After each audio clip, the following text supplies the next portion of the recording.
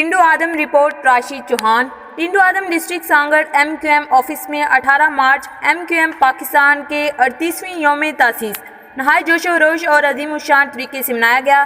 MQM کی اس عظیم الشان یوم تاسیس کی تقریب کے موقع پر MQM کے عہدیداران اور کارکنان کی بڑی تعداد یوم تاسیس کی تقریب میں شرکت کی اور MQM سانگڑ ڈسٹرکٹ ٹنڈو آدم شہداد پور کے زیر اہتمام دعائیہ تقریب کیک کاٹنے کی تقریب بھی منعقد کی گئی۔